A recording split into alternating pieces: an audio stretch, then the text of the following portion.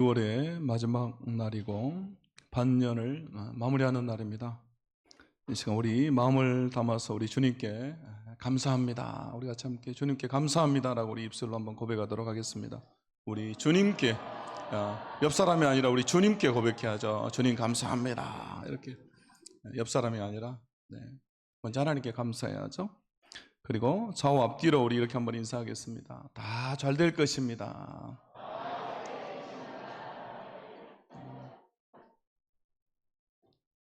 여러분 2024년에 남은 6개월도 새로운 반년도 다 잘 될 줄로 믿습니다. 에베네셀의 하나님, 여기까지 도우신 하나님이 또 우리를 도우실 줄로 믿습니다. 여러분 우리 인생은요, 주님이 도와주셔야 잘 되는 것입니다. 내가 아무리 뛰어나도, 내가 아무리 능력이 있어도 여러분 내 힘과 능력만으로는 되지 않습니다. 우리가 인생을 살아보지만 어떻습니까? 내가 맘먹은 대로, 내 뜻대로 됩니까? 내 힘과 능력만으로 충분합니까? 아니죠. 여러분 충분하지 않습니다. 그래서 우리는 도우심이 필요한 겁니다. 특별히 힘들고 어려울 때 누군가 곁에서 도와주면 힘이 나고 금방 일어납니다. 다시 시작할 수가 있는 것이죠. 여러분 다윗이요, 사울에게 쫓겨서 19광야에서 숨어 있는데 어떤 사람이 다윗이 거기 숨어 있다라고 밀고 합니다. 사울이 이제 그를 죽이려고 군대를 이끌고 옵니다. 이제 다윗의 목숨이 위태롭습니다. 바로 그때 다윗이요, 시편 54편에서 이렇게 노래합니다. 하나님은 나를 돕는 이시며 주께서는 내 생명을 붙들어 주시는 이시니이다. 여러분 내 목숨이 위태로운 그 순간에 사람이 아니라 오직 하나님을 향해서 하나님은 나를 돕는 분이십니다 라고 다윗이 고백한 겁니다. 여러분 이것은 내 힘으로는 안 된다는 것이죠. 하나님이 도와주셔야 된다라는 고백입니다. 그리고 정말 그 고백처럼 되었습니다. 그리고 결국 그는 왕이 되죠. 여러분 이것이 믿음입니다. 이사야 41장 14절에서 하나님 이렇게 말씀하십니다.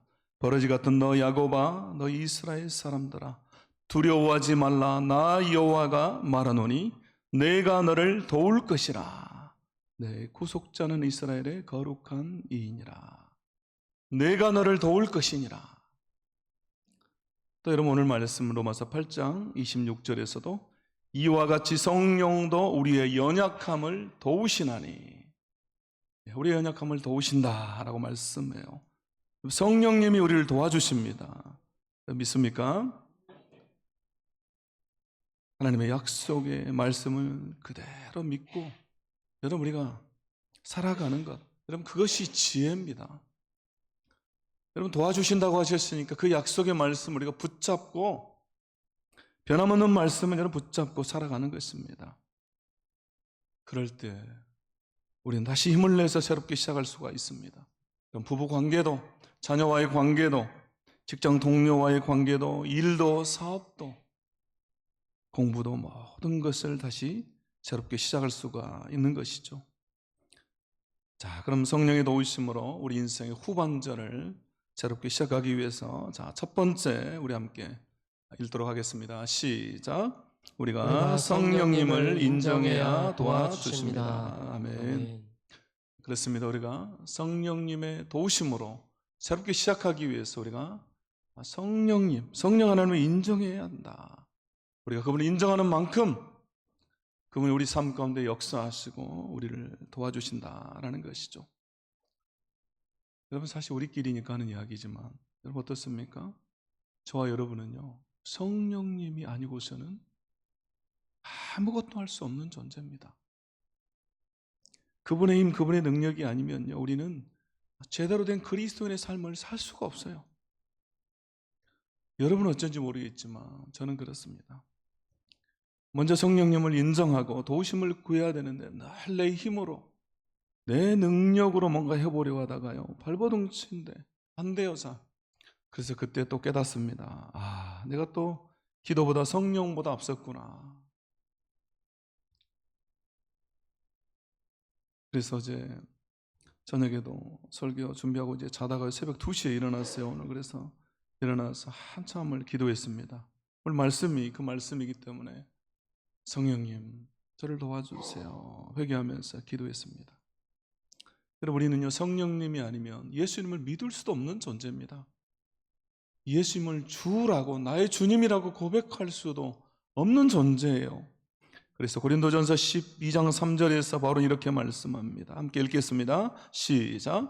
그러므로 내가 너희에게 알리노니 하나님의 영으로 말하는 자는 누구든지 예수를 저주할 자라 하지 아니하고 또 성령으로 아니하고는 누구든지 예수를 주시라 할 수 없느니라. 아멘. 성령님이 아니면 누구든지 예수님을 주라고 나의 주님이라고 고백할 수 없다. 예수를 믿을 수 없다라는 거죠. 결국 우리는 모든 영역에서 성령님이 필요합니다. 성령의 능력이 필요하고 성령의 도우심이 필요합니다. 우리가 이것을 인정해야 돼요. 여러분, 오늘 로마서 8장 26절에서 이와 같이 성령도 우리의 연약함을 도우시나니 우리는 마땅히 기도할 바를 알지 못하나 오직 성령이 말할 수 없는 탄식으로 우리를 위하여 친히 간구하시느니라.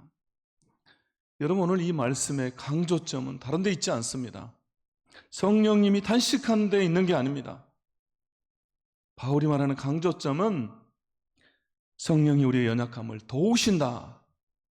성령이 도와주신다. 여러분, 여기에 중점 강조점이 있습니다. 여러분, 성령님이 도우신다라고 할 때 이 돕는다라고 하는 단어는요 여러 단어가 합쳐진 합성어입니다. 그래서 함께 가담하여 열심히 돕다, 다른 사람의 손을 붙잡아 준다라는 의미를 가지고 있습니다. 그래서 여러분, 이 의미를요 이동원 목사님이 쓴 책에 보니까요 이 단어를 이렇게 설명합니다. 부모가 어린 아이의 걸음마를 도울 때 사용하는 단어다. 우리가 아이들을 키울 때 이렇게 돌쯤 되면 아이들이 걸음마를 시작하죠. 그럼 어떻습니까? 걸음마를 막 시작하기 때문에 넘어지기도 하고 또 쓰러지기도 하죠. 하지만 부모는요 아이가 넘어진다고 해서 그 아이를 나무라거나 정죄하지 않습니다. 오히려 일어나라고 우리가 박수 치면서 까꿍 하잖아요. 까꿍 그러잖아요. 그리고 다시 격려하고 도와서 이렇게 세워주죠. 바로 그때 사용하는 단어다. 어제 결혼식이 있었습니다. 그 결혼식장에서 어떤 집사님이 그래요. 얘가 태어난 지 94일인가 밖에 안 됐는데 말을 한다는 거예요. 자기가 천재래요, 천재. 여러분, 얘를 한 4 정도 나면 천재 아이가 태어나는 것 같아요. 너무 자랑하고 싶은가 봐요. 아무튼 그렇게 말하길래 제가 그랬어요. 그럼 이번 주 토요일에 이 다음 세대 주일학교 아이들이 이렇게 예배를 인도하는데 얘를 특성을 좀 시켜보면 어쩌겠냐 제가 그랬어요. 여러분, 넷째를 낳았으니 얼마나 귀엽겠어요. 제가 이 집사님에게 부러워하는 것이 없는데 여러분, 이 넷째는 부럽더라고요. 여러분, 아무튼 부모의 눈에 애가 걸음마를 시작할 때 얼마나 귀엽고 도와주고 싶겠어요. 측은한 눈으로 혹시라도 다칠까 봐서 계속 쳐다보면서 언제든지 도와드리려고 여러분 준비를 하는 것이죠. 그럼 바로 이때 쓰는 단어다라는 것입니다. 성령님이 우리를 그렇게 도와주신다라는 겁니다. 우리가 실패하고 넘어져도 우리를 정죄하거나 나무라지 않고 오히려 격려하고 다시 일어서도록 도와주신다는 거예요. 우리 손을 붙잡아 주신다는 겁니다. 그럼 그래서 우리는 다시 시작할 수가 있는 것입니다. 그런데 성령님이 우리를 돕는 방법은 우리에게 있는 문제, 우리가 지고 있는 그 짐을 없애주시는 것이 아니라 그 짐을 같이 들어주시는 것입니다. 왜냐하면 그분이 이 짐을, 이 문제를 내가 지고 가야 될 짐이라고 하는 것을 아시기 때문이에요. 내가 져야 할 짐이고 내 십자가라는 것을 그분이 아세요. 여러분, 문제와 함께 짐을 지고서 살아가는 것이 지혜입니다. 여러분, 그래서 성령님이 같이 들어주시도록 그분의 임재와 도우심을 경험하면서 우리는 사는 것이죠. 그러므로 그분이 친히 도와주시도록, 그래서 다시 새롭게 시작하게 해달라고 성령님을 인정하는 우리가 될 수 있기를 원합니다. 성령님을 인정하면 그분이 우리를 도와주십니다. 두 번째, 우리 함께 읽겠습니다. 두 번째, 시작. 우리의 연약함을 인정해야 도와주십니다. 아멘. 그렇습니다. 우리가 성령님의 도우심으로 새롭게 시작하기 위해서 두 번째로 우리의 연약함을 인정해야 된다라는 것이죠. 오늘 로마서 8장 26절에서 이와 같이 성령도 우리의 연약함을 도우시나니, 여러분 이렇게 말씀합니다. 우리의 연약함을 도와주신다. 오늘 본문에 나온 이 연약함이라고 하는 단어는요, 원래는 무력함, 힘이 없는 상태를 말합니다. 그래서 여러분 질병이나 쇠약과 같은 육체적인 약함을 말하는 것이고요, 더 나아가서 정서적인 약함, 또 정신적인 약함도 말해요. 그래서 겁이나 소심함, 또 마음의 약함, 무기력을 표현할 때 이 단어를 씁니다. 여러분 이번 주에 그 기사를 보니까요, 26일에 기사 보니까 대통령이 100만 명의 심리 상담을 지원하겠다, 여러분 이런 말을 했습니다. 여러분 이게 지금 무슨 말을 하는 겁니까? 우리가 그걸 보면서 뭘 깨달아야 됩니까? 지금 우리나라의 이 정신적인 문제, 우울증, 불안이라고 하는, 여러분 이런 상황들이 얼마나, 이 정서적인 상황이 얼마나 심각한지 우리가 깨달아야죠. 또 뿐만 아니라 이 단어는요, 경제적인 무능함, 영향력의 부족, 빈곤까지 다 포함하는 단어입니다. 결국 성령님은 우리의 연약함을 도와주시는데, 우리의 모든 연약함, 육체적인 약함과 정서적이고 정신적인 약함, 그리고 경제적인 약함, 우리의 빈곤까지도 다 도와주신다는 것입니다. 사랑하는 성도 여러분, 여러분의 어떤 약점이 있습니까? 여러분의 어떤 연약함이 있습니까? 여러분의 어떤 부족함이 있습니까? 오늘 성령님이 다 도와주시겠다라고 말씀합니다. 그러므로 우리의 연약함을 인정하면서 그분께 도와달라고 우리가 주님께 나가야 할 줄로 믿습니다. 주님, 우리 가정에 이런 약함이 있고 이런 부족함이 있습니다. 주님, 나에게 이런 약함이 있고 이런 부족함이 있습니다. 또 우리 자녀에게 이런 부족함이 있습니다. 주님 도와주세요. 주님 도와주세요 라고 우리가 주님께 간구하면서 나아가는 것이죠. 여러분, 코로나가 끝난 지 이제 막 1년 조금 지났습니다. 먼 이야기 같지만요, 작년 2023년 5월에 공식적으로 완전한 종식을 선언했습니다. 그래서 3년 4개월 만에 엔데믹, 풍토병이 된 것이죠. 우리가 코로나를 통해서 배울 수 있는 게 뭡니까? 여러분, 우리가 많은 것이 있지만 여러분, 그 중에서 한 가지가 있다고 하면 우리 인간의 약함, 우리의 연약함 아니겠습니까? 그럼 코로나를 통해서 우리의 약함을 우리가 배워야 됩니다. 우리가 얼마나 약한 존재인지 이 작은 바이러스가 여러분 우리에게 알려주죠. 전 세계를 멈춰버리게 하고요, 우리를 불안하게 하고 우리를 공포로 몰아넣어요. 여러분, 저희 가족은 2020년에 그 코로나가 막 창궐할 때 중국에서 선교하고 있었지 않습니까? 근데 이제 여러분 2020년 1월 중순에요, 이제 코로나가 막 일어나기 전에 어떤 일이 있었냐면요, 그 직전에 이제 태국에서 저희 이제 단체, 중국에 있는 그 선교사들, 미국 선교사들, 또 한국 선교사들, 그리고 현재 사역자들의 이제 지도자들이 한 100여 명이 모여서요, 중국 선교의 미래를 이제 논하면서 앞으로 어떻게 펼쳐질 것인가 한 2주간 정도 컨퍼런스 회의하기에 모였어요. 저도 이제 책임이었기 때문에 가서 참석을 했는데요, 회의를 마치고 이제 2주간 회의가 마치고 마지막 날 밤에 어떤 시간이 있었냐면요, 같이 이제 예배하고 축하하면서 이제 헤어지면 또 언제 볼까 하는 그런 막 아쉬움이 있어서 서로 얼싸안고 기도하고 축복하는 시간이 있었습니다. 근데 제 옆 테이블에 있던 친구들이 또 저를 잘 알아요. 그래가지고 저를 막 울면서 안아주더라고요. 그러면서 막, 그래서 저도 같이 울면서 막 기도했어요. 그런데 그 친구들이 중국 우한에서 온 친구들이었어요.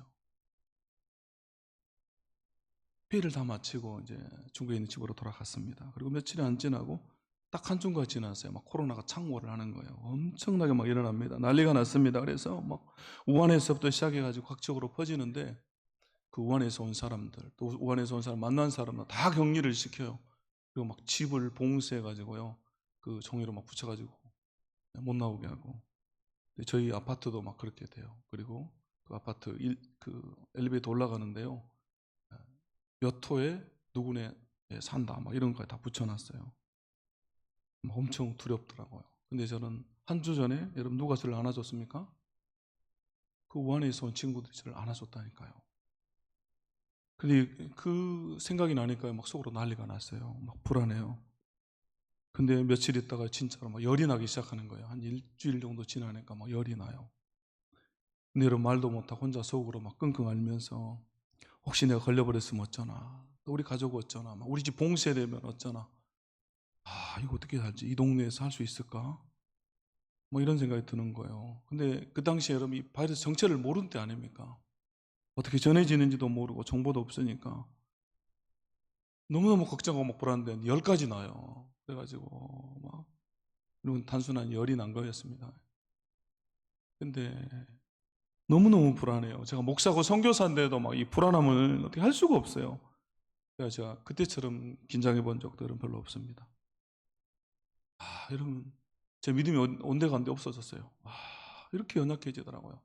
어쩌나 막 혼자 막 방에 들어갔다 마스크 쓰고 있기도 하고 또 나오기도 하고 막 불안해가지고. 여러분, 우리가 병원에 가서 검사를 해도요, 의사 선생님이 무슨 말 한마디만 해보세요. 이렇게 한마디에 불안하죠. 세상이 무너지는 것 같아요. 여러분, 이것이 우리 인간입니다.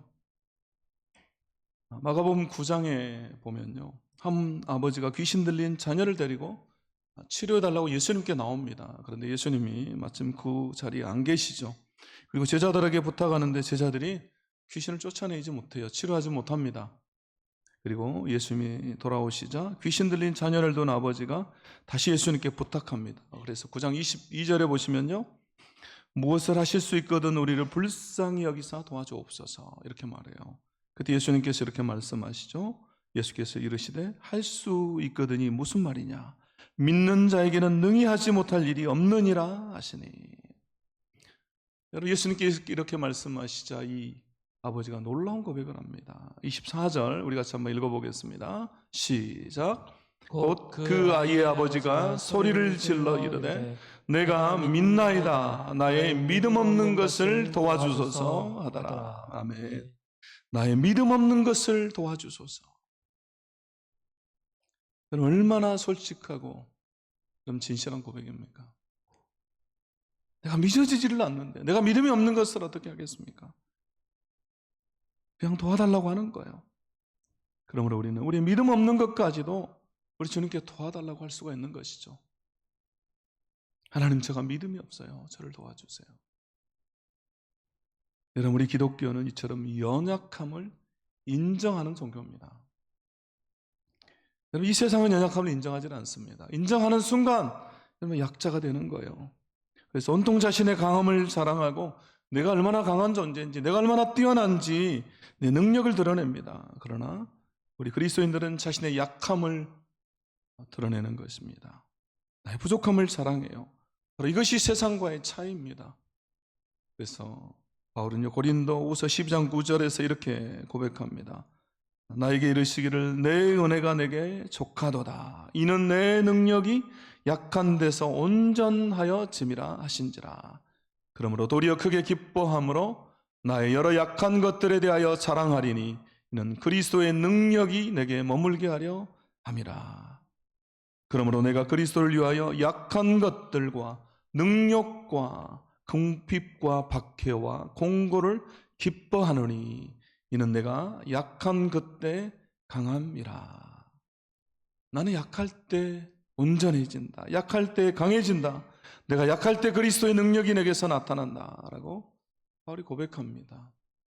그래서 약한 것들과 능력과 궁핍과 박해와 공고를 기뻐한다, 크게 기뻐한다라고 여러분 바울이 고백해요. 내가 약한 것들을 자랑한다라고 말합니다. 여러분, 우리가 세상적으로 볼 때 어떻게 이런 것들을 자랑할 수가 있고 기뻐할 수가 있습니까? 여러분, 약한 것들, 내가 당하는 능력과 궁핍, 내게 없는 것들, 그럼 그걸 어떻게 우리가 자랑할 수가 있습니까? 말이 안 되죠. 그런데 우리가 하나님 앞에서는 아닌 것입니다. 우리가 그것을 인정하는 순간 우리 주님이 도와주시기 때문에, 성령님이 도와주시기 때문에, 그리스도의 능력으로 채워지기 때문에 우리가 인정하는 겁니다. 교회 다니면서도 동성애에 벗어나지 못한 한 남자가 있었습니다. 그는 5살 때 화장실에서 성인 동성애자에게 성추행을 당합니다. 그리고 그 충격으로 잘못된 성적 취향을 갖게 되었습니다. 동성애 늪에 빠지게 된 것이죠. 그는 교회를 열심히 다녔지만요, 자신의 동성애를 감추고 살면서 끊임없이 내적인 갈등을 합니다. 그리고 매일 이 동성애에서 벗어나고자 몸부림을 칩니다.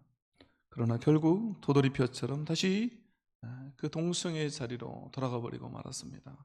그런 그의 마음에는요, 나는 지옥에 가게 될 것이고 사람들은 나를 증오할 거야 라는 생각을 하게 됩니다.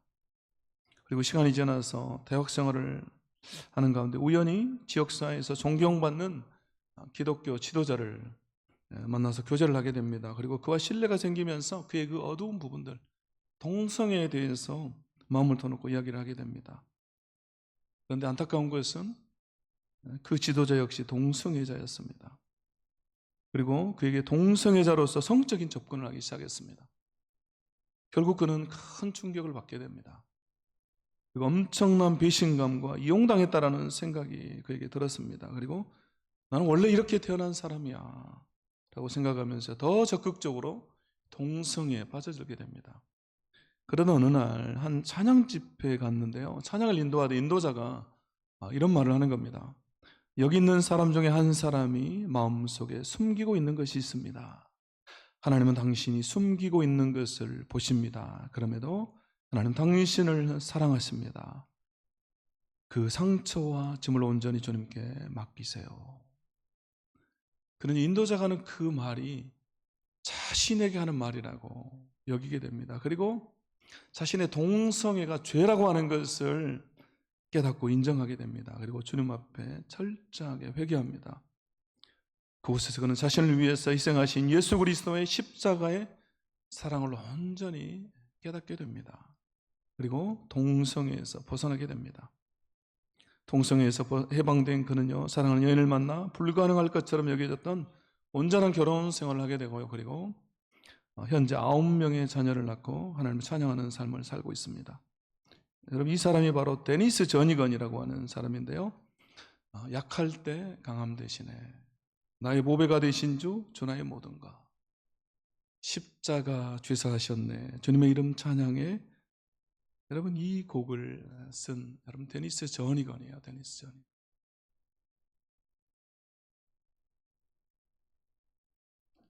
동성애에서 자유롭게 된 이후에 자신의 그 약함을 인정하면서 여러분 이 곡을 쓴 겁니다. 여러분, 우리가 자신의 연약함을 인정하며 도와달라고 간구하며 나아갈 때 오늘 약속의 말씀처럼 주님 우리를 도와주십니다. 성령님이 우리를 도와주세요. 우리를 강하게 하십니다. 그러므로 우리가 약함을 인정하면서 성령님의 도우심으로 승리하며 새롭게 시작하는 성도님들이 다 될 수 있기를 주님의 이름으로 축원합니다. 마지막 3번째 우리 함께 읽겠습니다. 3번째 시작. 성령님이 우리를 위해 친히 간구하십니다. 아멘. 자, 오늘 로마서 8장 26절과 27절에 보시면요, 이와 같이 성령도 우리의 연약함을 도우시나니 우리는 마땅히 기도할 바를 알지 못하나 오직 성령이 말할 수 없는 탄식으로 우리를 위하여 친히 간구하시느니라. 마음을 살피시는 이가 성령의 생각을 아시나니 이는 성령이 하나님의 뜻대로 성도를 위하여 간구하심이니라. 여러분, 오늘 26절에 보시면요, 바울이요, 우리는 마땅히 기도할 바를 알지 못한다 이렇게 말해요. 이 말은요, 우리가 어떻게 기도해야 될지, 무엇을 구해야 할지 잘 모른다 그 말입니다. 그럼 바울이요, 왜 지금 이 본문에서 이렇게 말하고 있는 것입니까? 왜 우리가 어떻게 기도해야 할지, 무엇을 구해야 할지 잘 모른다라고 지금 바울이 말하고 있는 것입니까? 여러분, 우선 우리는요, 미래를 내다볼 수 없기 때문에 그렇습니다. 우리는 앞으로 일을 알지 못합니다. 우리 한 치 앞도, 한 시간 앞도 우리가 내다볼 수 없습니다. 그래서 무엇을 구해야 할지 여러분 우리가 알지 못하는 것이죠. 여러분 우리가 기도 많이 해서 어떤 일을 해요. 그런데 그 일이 나에게 도움이 될지 아니면 해가 될지 여러분 어떻게 합니까? 여러분 내가 어떤 사업을 시작했어요. 또 아니면 내가 어떤 건물을 사거나 땅을 사거나 또 어떤 물건을 팔려고 할 때, 뭔가를 팔려고 할 때 그것이 나에게 또 내 일에게 도움이 될지 나에게 손해가 될지 여러분 어떻게 합니까? 그럼 내가 팔았어요. 그런데 얼마 안 돼서 나중에 엄청 올라버릴 때가 있잖아요. 그럼 또 땅을 치면서 후회하죠. 또 어떤 때는 어쩔 수 없이 팔았어요. 그런데 가격이 떨어지는 거예요. 그래서 오히려 다행이에요. 그럼 그럴 때가 있습니다. 또 이거 다 해서 시작해서 투자를 하는데 여러분 돈도 묶여버리고 잘못돼 버린 경우도 얼마나 납니까? 그럼 미래를 알 수가 없습니다. 여러분 미래를 알면 누가 못하겠어요? 또 우리 자녀들을 위해서 우리가 얼마나 많이 기도합니까? 우리 자녀들을 위해서 제일 많이 우리가 기도하잖아요. 그래서 대학에 보내고 취업을 시키고 결혼을 시킵니다. 그게 맞다 생각해서 잘 될 거라고 생각해서 하지만 꼭 그러지 않을 수도 있습니다. 잘 안 될 때도 있죠. 또 반대의 경우도 있습니다. 별 볼 일 없었는데 더 잘 된 거예요.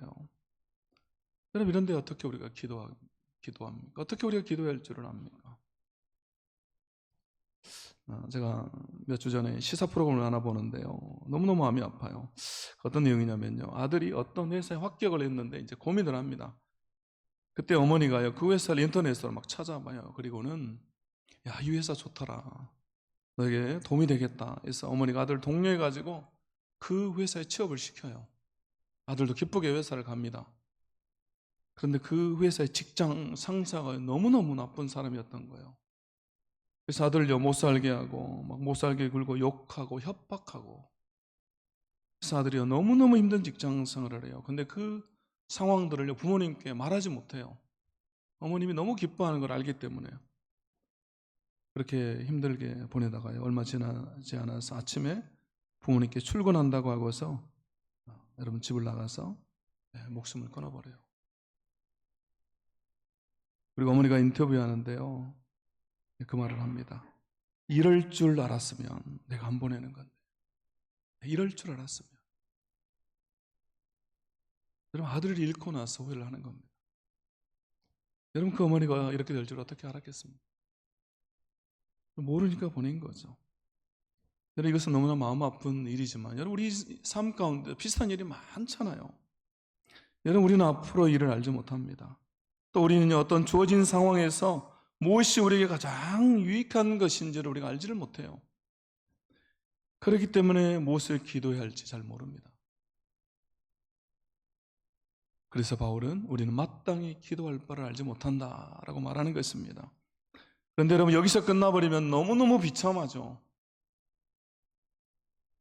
오늘 본문에 보니까 여러분 이어서 바울이 뭐라고 말합니까? 오직 성령이 말할 수 없는 탄식으로 우리를 위하여 친히 간구하시느니라. 또 27절에 성령이 하나님의 뜻대로 성도를 위하여 간구하심이니라. 결국 여러분 이것이 놀라운 것입니다. 여러분 이것이 은혜인 것입니다. 성령님이 우리를 위해서 탄식하시며 친히 간구하신다. 우리가 알지 못하기 때문에 잘못 구하기 때문에 하나님의 뜻대로 이루어지도록 성령 하나님께서 친히 우리를 위해서 간구하신다. 여러분 성령님이 내게 무엇이 필요한지를 나보다 더 잘 아세요. 나보다 나를 더 잘 아시고 나의 과거를 아시고 나의 현재를 아시고 미래를 아십니다. 뿐만 아니라 무엇이 내게 최선인가를 아시는 성령 하나님께서 나의 진정한 필요를 위해서 하나님께 친히 간구하신다라는 거예요. 여러분 이것이 놀라운 은혜 아니겠습니까? 결국 나의 삶이 나의 비틀거림과 나의 부정직과 나의 잘못과 나의 거릇된 선택에도 불구하고 오늘 우리가 여기까지 버티고 있는 것은 오늘의 내가 있는 것은 결국 성령님의 기도 그분의 간구 때문인 것입니다. 그래서 여러분 우리는 감사한 것이죠. 그리고 다시 새롭게 시작할 수가 있는 것입니다. 성령의 도우심과 강구가 있기 때문에 여러분이 연약해도 다시 시작할 수가 있는 것입니다.